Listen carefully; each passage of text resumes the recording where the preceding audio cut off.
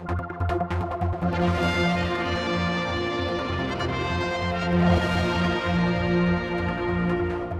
hello and welcome to a weekend review special, I think, really. This is not the first time we've covered the subject of what's been going on in the courts of the Isle of Man.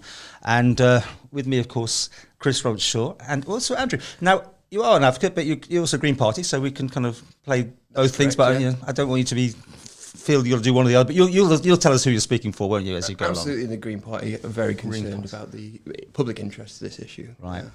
Well, should we start with what's happened this week? Well, I think we've all been in court for the whole thing. It was a 2-day sort of thing. I mean, I kind of had the upper interest in the sense that I got tipped off it was going to happen. I just couldn't believe myself when I heard it, what was likely to happen. And maybe, you guys can kind of explain to me what was it all about and explain to people who weren't there, because of these 2 days. The first one was just what they could do the next day, was it, Andrew? I mean, the first one, directions hearing, where the court sets out what's going to happen, what parties are going to do what. Usually that means one party will serve a legal argument, the other party will respond to it, or serve theirs at the same time, and then there'll be a hearing down the line. So one conclusion of the hearing on Thursday is things could have been delayed, and the hearing would have been, the appeal hearing might have been in 2 months' time, but that's not what happened. And I think it's important to say how encouraged the public have to be about Deemster Corlett, the first Deemster's determination to bring this to a conclusion as quickly as was possible. On the Thursday, he was indicating, look, I will reset my court for you in order to bring this to a conclusion tomorrow. And on the day itself of the actual hearing, when the skeleton argument had been made, the exchanges between the two sides finished about 1 o'clock, Andrew, didn't it? But Deemster Corlett said, right, we'll break for lunch, I'll consider this matter, and I will have my judgment available no earlier than 3:30. That's really going some. And furthermore, he was so clear that he wanted to get his judgment out that he gave it as an oral judgment in front of us, literally taking us through it orally as he went, and said that I would hope to have the written version, I think he said, in about a week's time. So here was the court enabling, frankly, justice and fair play to be seen to happen. Highly unusual then, Andrew, with your lawyers, for the proceedings to be speeded that quickly. For instance, I mean, obviously there was a deadline if they wanted Tuesday to happen, wasn't there? So it had to be done there or put off until January, I think, wasn't it? Not out of the ordinary, but not commonly the process. As I said earlier, one possibility could be that things were going to be delayed for months. I think, as Chris said, Deemster Corlett, I mean, I think he considered and was clearly aware of the public interest in this matter, but also, as he said in court yesterday, you have to consider the interest of justice in the prejudice to both parties, litigation being dealt with expeditiously, so a process that's fair to both parties and not delayed by any kind of appeals without merit or anything like that. So yeah, he would be considerate of that, and also that he did have court time, that he obviously gave at late notice to himself the day after the directions hearing to say, yes, I can give up my court time. I mean, that is so important that the public see that and that justice is administered in that manner.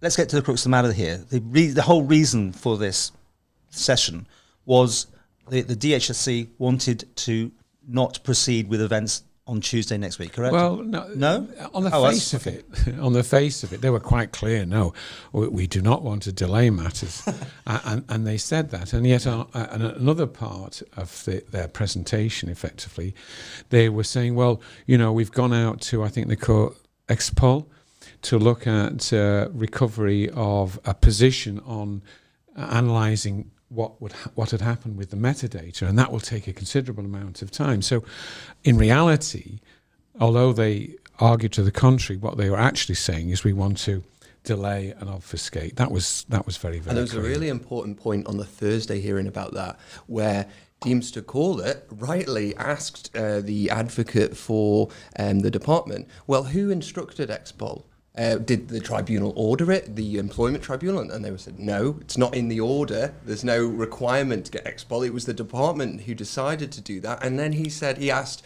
well, when did you instruct expel? And I think they said the end of July.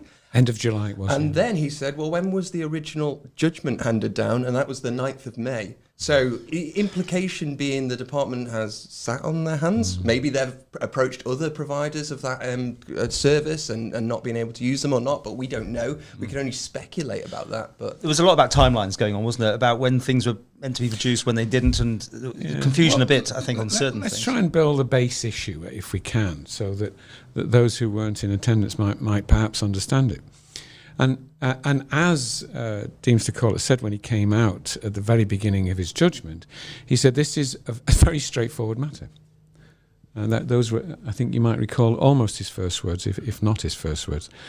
And the issue is this, that the Attorney General's office, through Kieran Murray, had indicated that they were concerned about the tribunal under Douglas Stewart extending their authority and remit beyond the limit defined for an employment inequalities tribunal. That was essentially what it was all about.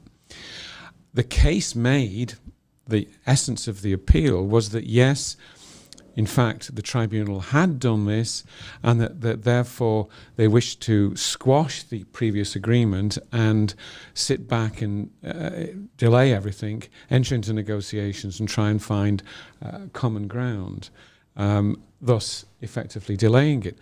But what Deemster Corlett made absolutely clear was that, frankly, he didn't really understand this, because after the original judgment on the 9th of May, the tribunal had indicated what their intentions were and that they wished to enter into discussions with both parties to establish, as it were, level ground upon which both parties could meet. The tribunal effectively met with the parties, achieved that, and actually got consent from the AG's department that they were content to proceed. And this is where it's quite troubling to someone like me watching this thing unfold, that the AG and everyone had got together, there's a schedule laid out, and they were ready.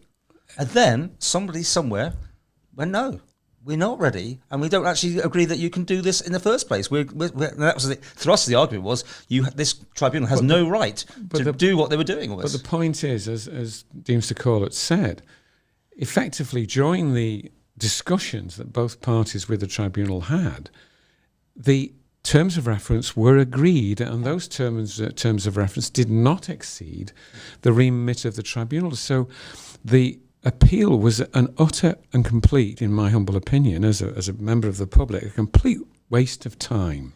Was this unusual? What you saw that playing out, that they changed their mind and now were rejecting what was agreed? That was the first ground for Deemster Corlett dismissing the appeal. There were two grounds, and the first ground was that, my understanding, this is, obviously we sat in court yesterday and heard the extra tempore judgment from Deemster Corlett on foot, so I haven't had an opportunity to see it in writing, but from my recollection, the first point was that the Attorney General's Chambers had argued a point, or consented to the point, in the original tribunal, that they were willing to go forward with the disclosure hearing under defined terms, correct, which were agreed in the order of the 1st of August, and the judgment by its side. And now Callan Wilde, new advocates for the department, replacing the Attorney General's Chambers, were arguing the opposite of what had been argued. That's kind of my understanding. There was a case called Jones, which was brought to the court's attention, or actually Deemster Corlett highlighted it in a judgment that was given to him and said, I also need to see this judgment. Someone had to go out from court, from Callan Wilde, and get that judgment. And in the end, it appears, and I haven't read the written reasons, that Deemster Corlett was relying on that judgment and what that was said to say that a party can't argue the opposite to what their lawyers had argued in the first hearing, then on appeal, as a grounds for appeal. But again, I haven't seen the written judgment, and that's just my recollection. But the reason given for that Callan Wilde gave, and Andrew will correct me if I've misunderstood this, for bringing the appeal forward was effectively the Attorney General's office was actually incorrect in their offering their consent in the first place, and that their original consent should not deny them the opportunity to go to appeal. In other words, that was what they were arguing. That they were contradicting themselves. I mean, it didn't seem that it was washing much with the Deemster. I mean, yeah, Deemster. That was the second ground for Deemster Court dismissing it, which Callum Wilde were arguing. It didn't matter what the Attorney General's chambers had done because the tribunal should never have ordered this hearing, whether it was on the 9th of May, whether it was on the 1st of August, the tribunal didn't have jurisdiction, and they were almost suggesting this was going to be some kind of grand public inquisition about what had gone on, whereas Deemster Court dismissed that argument and said, no, the tribunal did have jurisdiction. This hearing is very important to the issues of costs and aggravated damages. That was the point that Callum Wilde was suggesting, that the attempt was to go beyond that, and Deemster Court was content that the tribunal had no intention of exceeding. Well, they were digging up loads of case law. I mean, they were really working it, and they threatened after the first day to say the next day might be very heavy on reading out lots of case law. To me, I read that as filibustering potentially coming up, just talk the court time out almost, but it didn't happen quite like that. Chris said earlier, on day one definitely, and day two, Deemster Court was like, this is a very clear point. It's a very defined issue. And then he went through, I don't want to see voluminous arguments, I want to see clear arguments, no first instance judgments, only appeal judgments. So the senior courts in England or in the Isle of Man making these legal arguments. And fair play to the lawyers on both sides who got all those arguments to the court in time, and then we had the hearing yesterday, and justice was served in the sense that the parties were heard in court, and the court made a determination. And I think the weakness of the appeal in the first place was highlighted by the degree to which I think it was Mr. Russell didn't have to say an awful lot on behalf of Dr. Ranson's side of the matter, because it was so self-evidently weak. It almost denied itself. It was that poor. And then, yes. And Deemster Court made much of the issue of lateness, especially on day one on Thursday, when I think was the second appeal, and ignoring the first appeal on that issue for time, the second appeal, which was substantively heard yesterday, was brought, I think, was it the 15th or 16th of August? That's when the papers were issued and presumably filed, served on the other side. And that's my tweet. It seems like, we got alerted to this whole thing. Why so late in the day when this was, they've had months, haven't they, to really sort this one out, and then suddenly to bring things like this to a court within days of it coming back, the tribunal it'll be, it doesn't sit well. And that was almost one ground for Deemster Court throwing out the appeal, that it was a collateral attack on the original judgment of the 9th of May. And the department had sat on their hands. They had a right to appeal that judgment. They had not appealed that judgment, and now they were trying to attack that judgment. Ultimately, Deemster Court decided they did have a right to appeal the 1st of August, so it wasn't a collateral attack, but he made many comments highlighting the issue of lateness and delay, and the department, a competent body, had made a decision not to do anything until, the 15th of August in terms of the second appeal. There was also another representation in the court on the first day for the hearing thing for someone from the AG's department. Are we going to do that in another section? Do you want to leave that until there? Because we want to talk about this. Okay, we'll leave that one for that.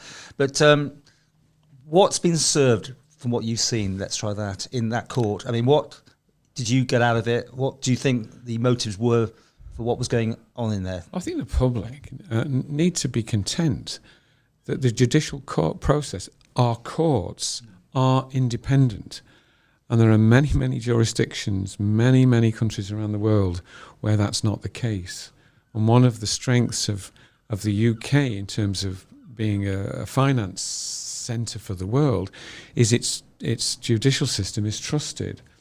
And our courts are coming up trumps and showing themselves trustworthy and independent. Have you ever seen courts that busy with public and media? I mean, that was amazing, wasn't it? I can remember a couple of high-profile cases, one many years ago involving a chief minister many years ago, that have had that much public attention, and there have been others of similar. But it was good to see the public interest, I thought. I mean, as soon as the Deemster walked in, he said, "Oh, this is unusual," he made a point of it. It was full, absolutely. Yeah, full. It was rammed, wasn't it? To the rafters, yeah.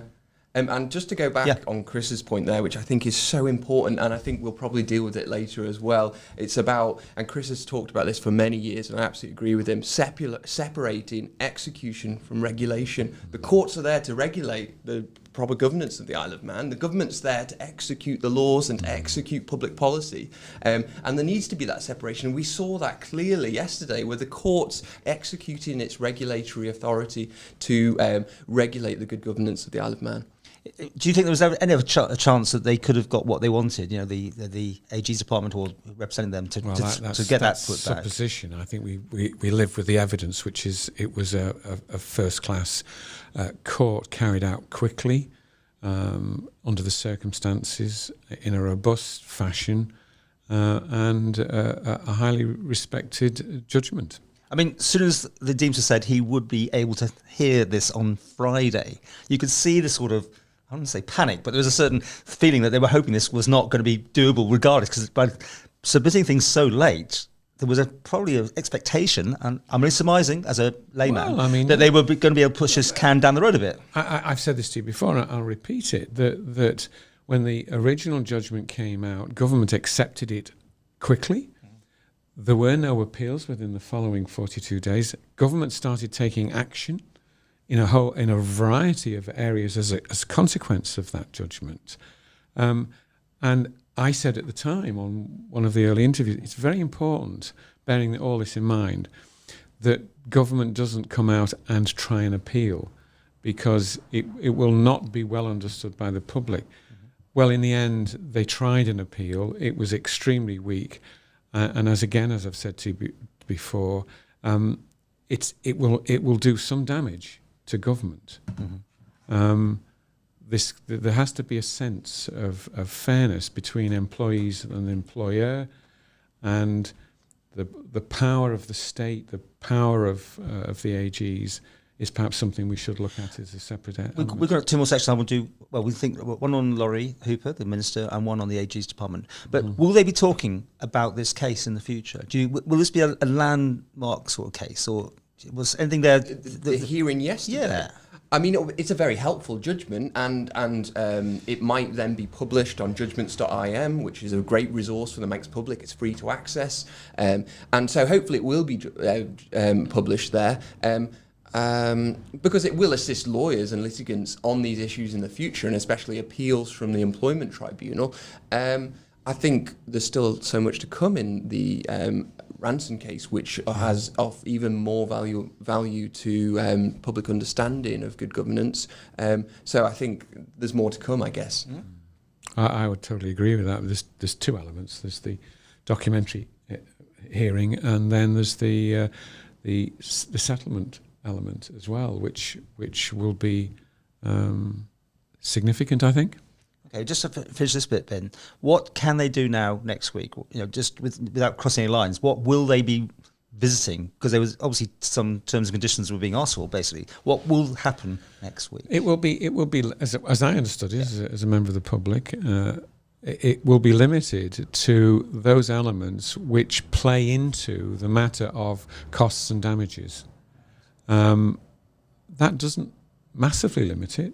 It will limit it to some extent, but not significantly. Well, I think there was a big interchange yesterday where Callan Wild, and this is all matters that were heard in public court, Callan Wild were attempting to argue that there was going to be delay because they had instructed Expol, and Expol were going to take months, and as we've already discussed, when they had instructed them, and maybe that might be, or not rightly or wrongly, interpreted as late. I'm not here to adjudicate on that, but fair-minded people will draw their own conclusions.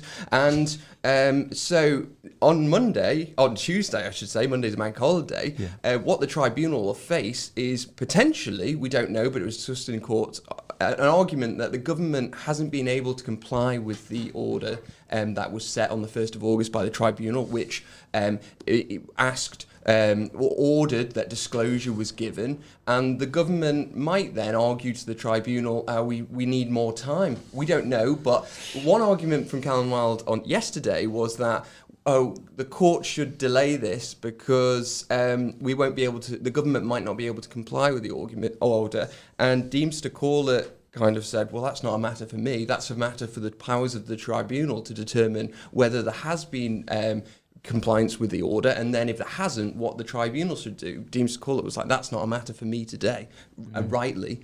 Yeah. Right, any more on this one, Chris? That's it. We're done? Okay, so this is part one. So we think we've got 3 sections, but that's To be seen. just an overview of the whole thing. And can I just say, as just someone that's not a lawyer or anything to do with this whole thing stunk to me. It just didn't sit right. And I think a lot of the public, I mean, we had lots of views on this. Lots of people have been watching these things.